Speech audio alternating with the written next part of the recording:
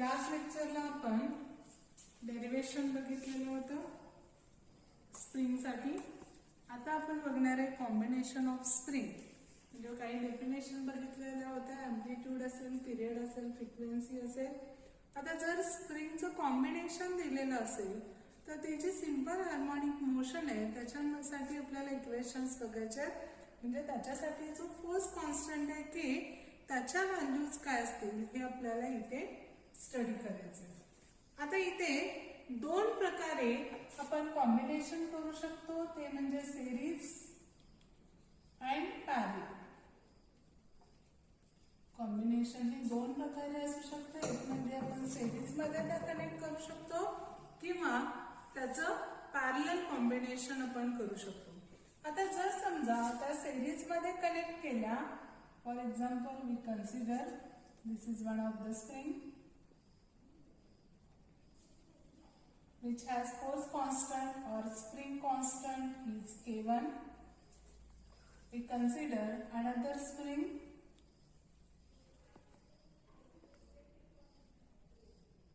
and both are combined in series. दोन्ही हा series मध्ये कनेक्शन केलेलं आहे आणि त्यांना एक मास आपण अटॅच केलेला आहे, ते मास आहे m. म्हणजे इथं एका स्प्रिंगचा स्प्रिंग कॉन्स्टंट किंवा फोर्स कॉन्स्टंट हा K1 आहे, दुसऱ्या स्प्रिंगचा स्प्रिंग कॉन्स्टंट K2 आहे आणि याला आपण मास m अटॅच केले. आता जसं आपण इथं हॉरिझॉन्टली दोन स्प्रिंग सिरीज मध्ये कनेक्ट केल्या, तसंच आपण त्या व्हर्टिकली पण कनेक्ट करू शकतो या पद्धतीनं. तर तुम्हाला कॉम्पिटिटिव्ह एक्झाम साठी हे इम्पॉर्टंट असेल. याच्यावरती न्यूमेरिकल्स तुम्हाला विचारले जातात. न्यूमेरिकल्स म्हणजेच ऑब्जेक्टिव्ह क्वेश्चन्स याच्यावरती विचारले जातात. तर याच्यासाठी तुम्हाला जे इक्वेशन्स आहेत ते इक्वेशन्स माहीत असायला पाहिजे. आता इथे काय केलं आपण, दोन स्प्रिंग घेतलेले, एकाचा स्प्रिंग कॉन्स्टंट K1 आहे, दुसरीचा K2 आहे आणि इथे मास m अटॅच केलेला आहे. आता पण ह्या ज्या दोन स्प्रिंग आहेत त्या स्प्रिंग आपण सिरीज मध्येच कनेक्ट केलेले. इथे पण या दोन्ही स्प्रिंग ह्या सिरीज मध्ये आपण कनेक्ट केले. आता याच्यामध्ये जे एक्सटेन्शन असेल, म्हणजे समजा आपण हे m मास या डायरेक्शनला काय केलं, स्ट्रेच केले. स्ट्रेच केल्यानंतर या दोन्ही स्प्रिंग मध्ये काहीतरी एक्सटेन्शन होणार आहे, त्याच्यामध्ये चेंज होणार आहे, त्याची लेंथ चेंज होईल, कमी होईल किंवा जास्त. इकडे जर आपण कॉम्प्रेस केला तरी दोन्हीच्या लेंथ मध्ये चेंज होणार आहे, इकडे जर स्ट्रेच केलं तरी या दोन्हीच्या लेंथ मध्ये चेंज होणार आहे. आता आपण या एका स्प्रिंग मध्ये, आता इथे K1 and K2 हे काय स्प्रिंग कॉन्स्टंट्स आहेत. These are spring constants. Now, if we consider E1 and E2, these are extensions produced in the spring. E1 आणि E2 हे एक्सटेन्शन्स म्हणजे त्याच्यामध्ये जो चेंज झालेला आहे तो चेंज आपण. आता आपण जर K1 आणि K2 स्प्रिंग कॉन्स्टंट कन्सिडर केले, E1 आणि E2 त्याच्यामधले एक्सटेन्शन्स असतील, then we can write forces F is equal to. आता इथे दोन्ही स्प्रिंग साठी एकच फोर्स आपण इथे अटॅच केलेला आहे आणि इथे एकच फोर्स अटॅच केल्यामुळं आपण इथे घेऊ शकतो F is equal to K1 E1 is equal to K2 E2. आता इथे फक्त आपण मॅग्निट्यूड कन्सिडर केलेलं आहे, कारण आपल्याला माहिती आहे restoring force F is equal to formula काय आहे, -kx. आता इथे K1 आणि K2 दोन्ही स्प्रिंग साठी डिफरंट आहे. x म्हणजेच आपण काय घेतो, displacement from its mean position. मग आता जर आपण ही पोझिशन कन्सिडर केली तर ही त्याची मीन किंवा इक्विलिब्रियम पोझिशन कन्सिडर करतो आपण. जेव्हा आपण हे मास स्ट्रेच करणार आहे किंवा कॉम्प्रेस करणार आहे त्यावेळी मीन पोझिशन पासून याच्या लेंथ मध्ये जो चेंज होणार आहे तोच आपण काय कन्सिडर करतो, x. आता इथे हे जे एक्सटेन्शन आहे ते E1 आणि E2 घेतलेलं आहे, त्यामुळे हाच फॉर्म्युला इथे काय होईल, F is equal to K1 E1 is equal to K2 E2. आता इथे पण बघा हे जे मास यम आहे ते मास यम आपण अटॅच केल्यामुळं या दोन्ही स्प्रिंग मध्ये एक्सटेन्शन प्रोड्यूस होणार आहे। इथे सेम फोर्स या दोन्हीसाठी आपण अटॅच करतोय, त्यामुळे इथे F इज इक्वल टू येणार K1E1 is equal to K2E2। आता याच्यावरून E1 आणि E2 च्या व्हॅल्यू काय मिळतील, तर E1 इज इक्वल टू येणार F upon K1 and E2 is equal to F upon K2. E1 is equal to F upon K1 येणार आणि E2 is equal to F upon K2 येईल।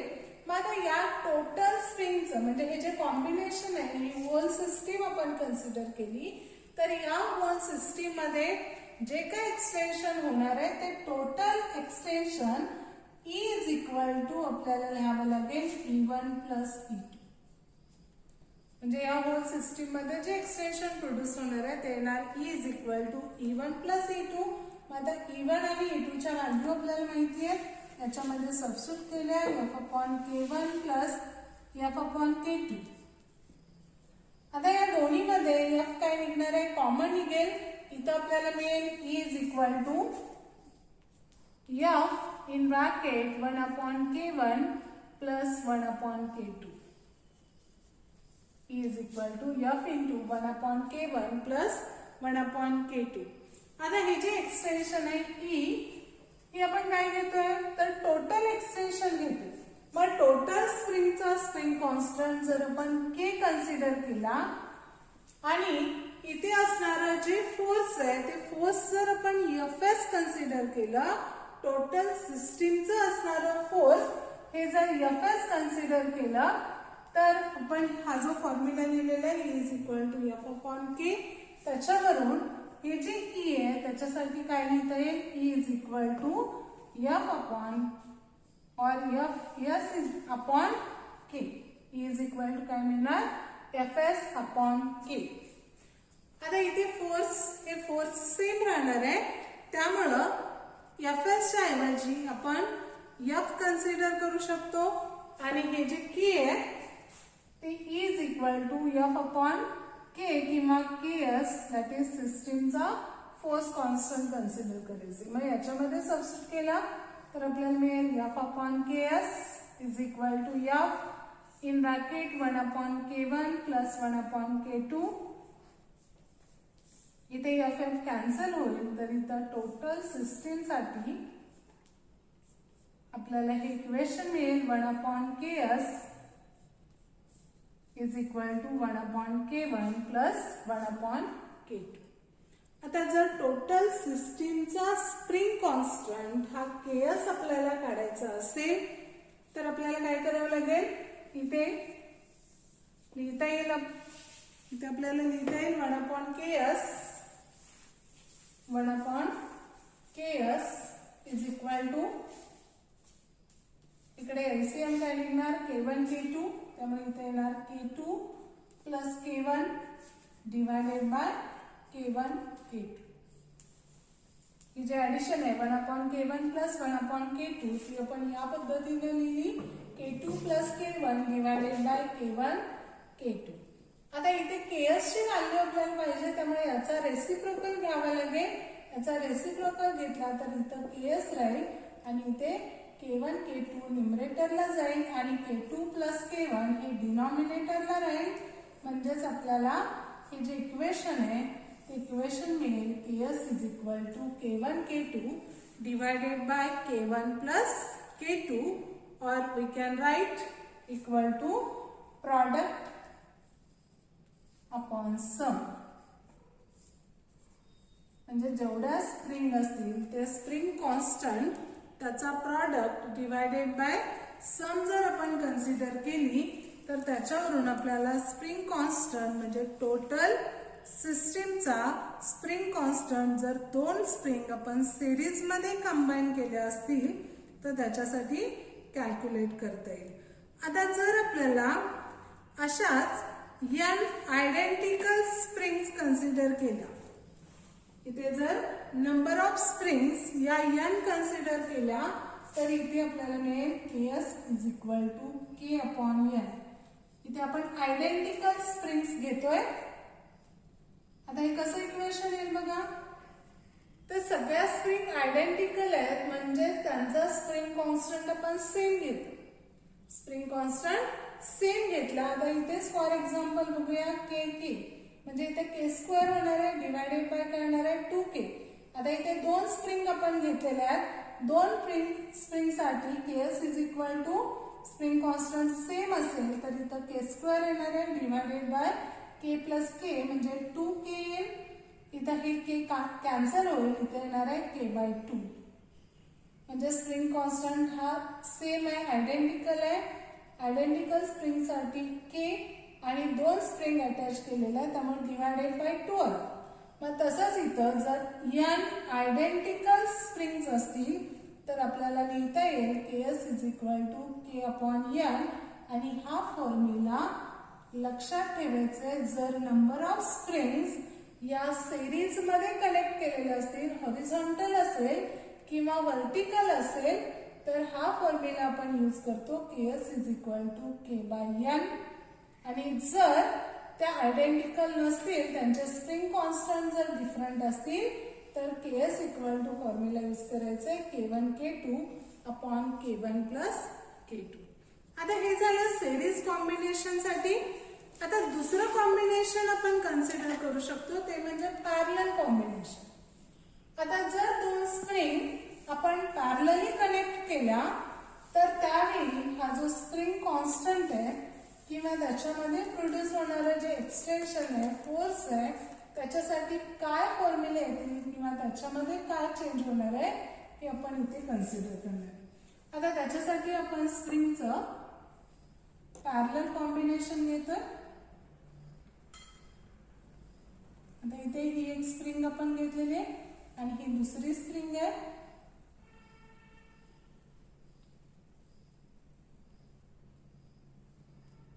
आणि या स्प्रिंगला इथे आपण काय करतोय कॉमन एक मास अटॅच करतो. इथे काय केलेलं आहे मास m अटॅच केलेला आहे. आता परत या दोन्ही स्प्रिंगचे स्प्रिंग कॉन्स्टंट आपण घेतले k1 आणि k2. आता हे पॅरलल कॉम्बिनेशन आहे. पॅरलल म्हणजेच जे या दोन्ही स्प्रिंगचं एक टर्मिनल एक जे एंड आहे ते रिजिड सपोर्टला आहे आणि दुसरं जे एंड आहे ते काय केलेलं आहे मासला एकत्रित अटॅच केलेलं आहे. म्हणजे एकाचं स्प्रिंगचं आणि दुसऱ्या स्प्रिंगचं एक एक टोक इथे एकत्र मासला येणार आहे आणि हे एकत्र कुठे येणार आहेत रिजिड सपोर्टला येणार आहेत. हे जे कॉम्बिनेशन आहे त्या कॉम्बिनेशनला आपण काय म्हणतो तर पॅरलल कॉम्बिनेशन. आता हे जे पॅरलल कॉम्बिनेशन आहे त्याच्यामध्ये आपण या स्प्रिंगचा कॉन्स्टंट k1 घेतला याचा k2 घेतला.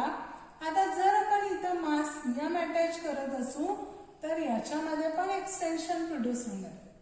आता मात्र जेव्हा पॅरलल कॉम्बिनेशन असेल तेव्हा पॅरलल कॉम्बिनेशन मध्ये यांच्यामध्ये प्रोड्यूस होणारं एक्सटेन्शन हे सारखंच राहील. म्हणजे याच्यामध्ये जेवढं एक्सटेन्शन प्रोड्यूस होणार आहे तेवढंच एक्सटेन्शन याच्यामध्ये प्रोड्यूस होणार. पण हे जे मास आहे ते मास काय होणार आहे इथे डिवाइड होणार. हे मास या स्प्रिंग आणि या स्प्रिंग मध्ये काय होतं डिवाइड होतं. म्हणजे जे फोर्स आपण अप्लाय करतो ते फोर्स मात्र इथं दोन्ही स्प्रिंग साठी डिवाइड होणार आहे. त्यामुळे इथं जे फोर्स आहे F इक्वल टू आपण घेणार आहे F1 प्लस F2. म्हणजे या स्प्रिंगचं फोर्स F1 येणार आहे. या स्प्रिंग साठी असणारं फोर्स हे F2 असेल. आणखी एक पॅरलल कॉम्बिनेशन साठी या पद्धतीचे डायग्राम पण असेल. म्हणजे इथे हे जे कॉम्बिनेशन आहे it is also we consider it is parallel combination. हे पण कसलं कॉम्बिनेशन आहे पॅरलल कॉम्बिनेशन आहे कारण दोघांचे एक एक एंड रिजिड सपोर्ट आहेत आणि इथे दोघांच्या मध्ये एक कॉमन मास अटॅच केले. आता इथे जेव्हा पॅरलल कॉम्बिनेशन असेल तेव्हा आपण इथे कन्सिडर करणार आहे equation F1 is equal to k1e. म्हणजे मगाचा जो formula F is equal to minus kx त्या पद्धतीनेच आपण लिहिणार आहे. दोन्ही मध्ये एक्सटेन्शन सेम असल्यामुळं इथे ई घ्यायचं. आता इथे एक्सटेन्शन कसं सेम राहील. आता जर समजा मी हे कॉम्प्रेस केलं म्हणजे मास वरती ढकललं तर या स्प्रिंगची जी लेंथ आहे कमी होणार आहे, पण त्याच वेळी या स्प्रिंगची लेंथ ही इन्क्रीज होणार. मग इथं जेवढं कॉम्प्रेस होईल तेवढीच लेंथ इथं काय होणार आहे, इन्क्रीज होणार आहे, स्ट्रेच होणार आहे. म्हणजेच परत एक्सटेन्शन दोन्ही मधलं सारखंच राहील. मग F1 इज इक्वल टू इथे K1E असेल आणि F2 इज इक्वल टू येणार आहे K2E.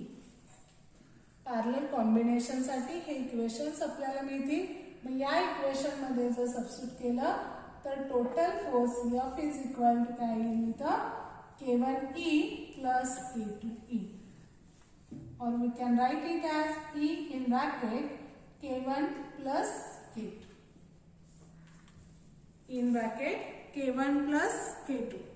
आता हे जर आपण कन्सिडर केलं टोटल सिस्टीम साठी फोर्स कॉन्स्टंट हा Ks कन्सिडर केला आणि एक्सटेन्शन E असेल तर इथं आपल्याला लिहिता येईल Ks into E is equal to E in bracket K1 plus K2. आता E सेम आहे, हे कॅन्सल होईल. मग पॅरलल कॉम्बिनेशन साठी टोटल सिस्टीमचा जो स्प्रिंग कॉन्स्टंट आहे Ks इक्वल टू आपल्याला मिळेल K1 plus K2. Ks is equal to equation मिळेल K1 प्लस K2. आणि जर अशा आपण n number of springs consider केल्या ज्या आयडेंटिकल असतील having force constant K, ज्याचा फोर्स कॉन्स्टंट हा K असेल आणि स्प्रिंग्स आयडेंटिकल असतील तर त्यावेळी टोटल सिस्टीमचा जो स्प्रिंग कॉन्स्टंट आहे तो जर कॅल्क्युलेट करायचा असेल तर तो आपल्याला n इंटू K या इक्वेशन वरून कॅल्क्युलेट करता येतो.